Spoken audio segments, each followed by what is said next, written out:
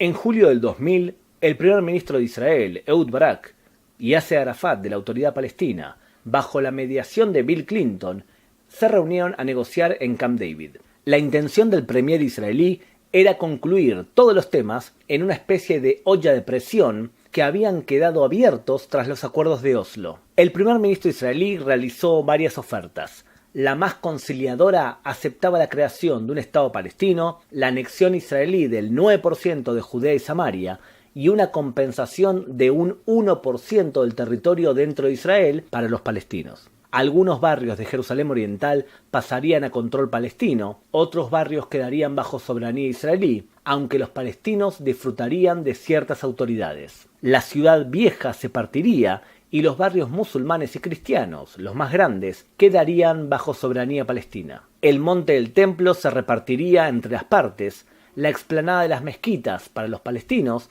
y el muro de los lamentos para los judíos. El tema de los refugiados quedaría para resolver en una segunda instancia.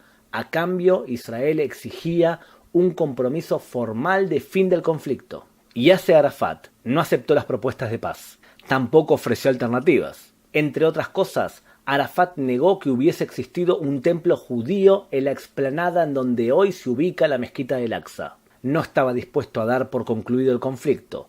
La alternativa para Arafat era regresar al terrorismo. El presidente Clinton acusó a Arafat por haber provocado el fracaso de Camp David, y el primer ministro israelí Barak, decepcionado, declaró: "No hemos encontrado un socio para la paz en el lado palestino". La segunda intifada, o intifada de El Aqsa, comenzó oficialmente a finales de septiembre del 2000. Durante los últimos meses del gobierno de Ehud Barak en Israel. A lo largo de 4 años y medio, hasta febrero del 2005, murieron 4.944 palestinos, sin contar los 600 que fueron asesinados en las luchas internas entre la OLP y los fundamentalistas, y 1.011 israelíes. Durante no poco tiempo, los medios de comunicación explicaban y justificaban el comienzo de la intifada por la visita de Ariel Sharon, entonces líder del opositor Likud, al Monte del Templo. Sin embargo, los propios palestinos admitieron que se trató de un enfrentamiento planificado. Imad Faluji, ministro de Comunicación de la Autoridad Palestina, declaró: "Muchos creen que la causa de la intifada fue la visita de Ariel Sharon a las mezquitas del Aqsa, pero es un error.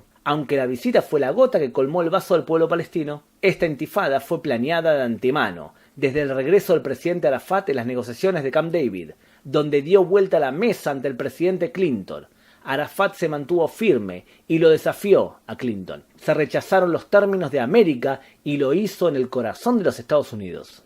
La segunda intifada puede explicarse por 2 razones fundamentales. 1. La decisión de Yasser Arafat de no aceptar las propuestas de Clinton y Barak para fundar un Estado palestino independiente que ponga fin totalmente a los reclamos palestinos. 2. La sensación entre los palestinos que el Hezbollah había derrotado al Tzal en el sur del Líbano y por lo tanto era posible vencer al ejército hebreo. La segunda intifada fracasó para los palestinos. El actual presidente de la Autoridad Palestina, Mahmoud Abbas, admitió esto en una entrevista para el diario jordano Al Raí en el año 2004. "Ahora creo que la intifada en su totalidad fue un error y no debería haber continuado, y en particular lo que se llama la militarización de la intifada. Dañamos nuestras relaciones con los norteamericanos y con la opinión pública israelí". Abbas llegó a la conclusión que la fuerza era contraproducente para los palestinos. Esto no significa que se opone a la idea de combatir a Israel en la arena internacional. En abril del 2002, los israelíes ejecutaron una operación militar contra la autoridad palestina y contra los grupos fundamentalistas, llamada Operación Muro de Defensa, campaña que destruyó buena parte de la estructura institucional de la Autoridad Palestina en Cisjordania. Las decisiones de Arafat de militarizar la protesta provocó que cavasen su propia tumba. Una de las medidas para evitar los atentados suicidas palestinos durante dicha intifada fue la construcción de la valla de seguridad, que en el 96% está hecha de alambre. Una medida de seguridad duramente criticada por la prensa internacional. Sin embargo, Israel expone una cifra por demás convincente. En 2002, 438 israelíes fueron asesinados en la intifada. En 2003, 201 israelíes. Y en el 2004, otros 102 israelíes. En el 2005 habían sido asesinados 197 israelíes,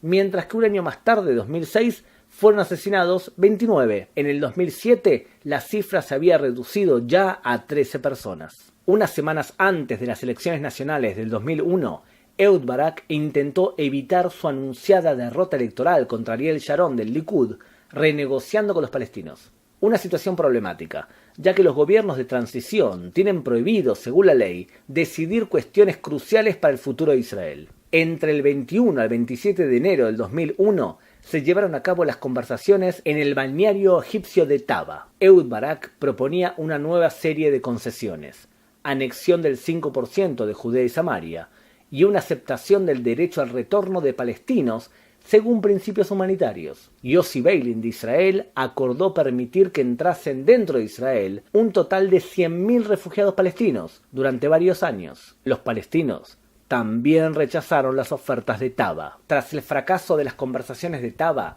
ya en el 2002, el por entonces candidato al trono saudita, el príncipe Abdallah, presentó una propuesta de paz que terminó siendo aprobada por la cumbre de la Liga Árabe de Beirut de ese año y que fue reconfirmada con no pocas modificaciones e interpretaciones en la cumbre de Riyadh del 2007. Se trata del Plan de Paz Saudita. Algunos consideran que el príncipe saudita pretendía distraer la atención del mundo sobre su país tras los atentados de las Torres Gemelas, perpetrados por un ciudadano saudita, Osama Bin Laden. ¿Qué dice la iniciativa de paz de Arabia Saudita? El plan ofrece una serie de puntos a tener en cuenta. 1. Fin del conflicto y un proyecto de paz regional. 2. Retirada total de Israel de Judea, Samaria y la Franja de Gaza. 3. Jerusalén Oriental sería la capital del Estado palestino soberano. 4. Normalización de las relaciones entre los países árabes e Israel. 5. Solución justa al problema de los refugiados palestinos. La propuesta tenía algo muy atractivo. Se suponía que los estados árabes y los musulmanes firmarían en masa la paz con Israel. La contracara es que para los árabes una solución justa para el problema de los refugiados se refiere al regreso de todos los refugiados palestinos a Israel. Además,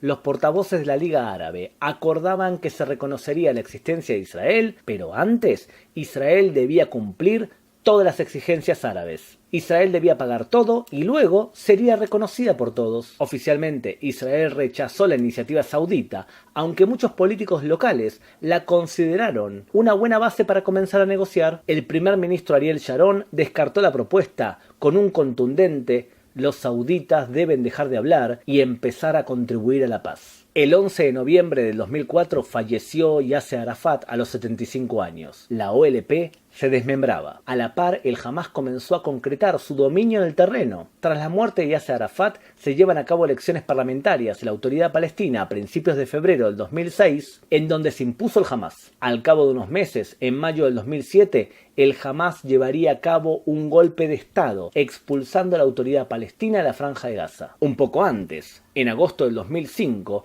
el gobierno israelí de Ariel Sharon decidió ejecutar el plan de desconexión unilateral de la Franja de Gaza. La idea era demostrarle a los palestinos y al mundo que Israel iba en serio en su deseo de conseguir la paz, reduciendo la fricción entre los árabes palestinos y los colonos judíos. También se pretendía aminorar la tensión interna y externa producida por la presencia de los soldados israelíes en la Franja de Gaza. Israel decidió desalojar a los 8.000 colonos judíos de Gaza y retirar totalmente su presencia militar de la franja para no ser acusada de ser una potencia ocupante. La frontera internacional entre Gaza y Egipto pasaba a ser responsabilidad de la Autoridad Palestina junto a un control internacional. La desconexión no fue coordinada ni acordada con la Autoridad Palestina, por lo que se daba otro duro golpe que debilitaba a Mahmoud Abbas y que favorecía al dueño de facto de la franja, el Hamás. Ahora eran los islamistas de Gaza quienes podían asegurar que habían expulsado a los sionistas de la franja. Así lo hicieron.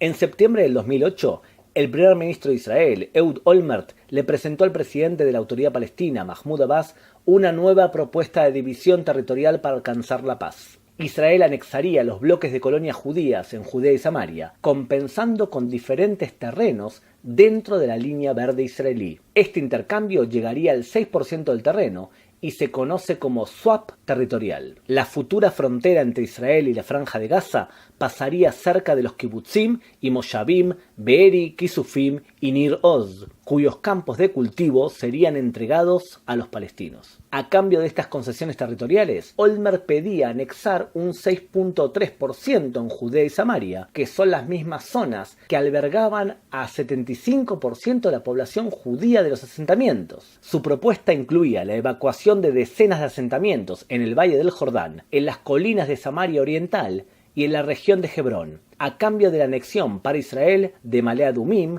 el bloque de asentamientos de Gush Etzion, Ariel, Beit Arie y los asentamientos adyacentes a Jerusalén. Olmert decía: me quedo con casi todos los israelíes y entrego casi todo el terreno. La propuesta de Olmert incluía la construcción de una ruta especial que uniría Hebrón con la Franja de Gaza, un camino que pasaría sobre territorio israelí, que quedaría bajo soberanía hebrea, pero que iba a ser utilizado únicamente por palestinos. Además, Olmert había solicitado planificar y adaptar el recorrido de la valla de seguridad para que sirviese como frontera permanente entre Israel y el Estado palestino. En Jerusalén, Olmert proponía aceptar la propuesta de Bill Clinton, los barrios judíos para los judíos y los árabes para los árabes, partición de la ciudad vieja de Jerusalén y división del Monte del Templo entre lo que está sobre el piso de la explanada y el Muro de los Lamentos. Olmert también propuso captar 100.000 refugiados dentro de Israel en 15 años. Por último, Olmert proponía que los lugares santos fuesen administrados por una comisión especial. El presidente de la Autoridad Palestina no respondió a esta propuesta. Su rechazo fue justificado afirmando que como Olmert renunció al cargo por sus problemas de corrupción, entonces no le dio tiempo de estudiar la propuesta.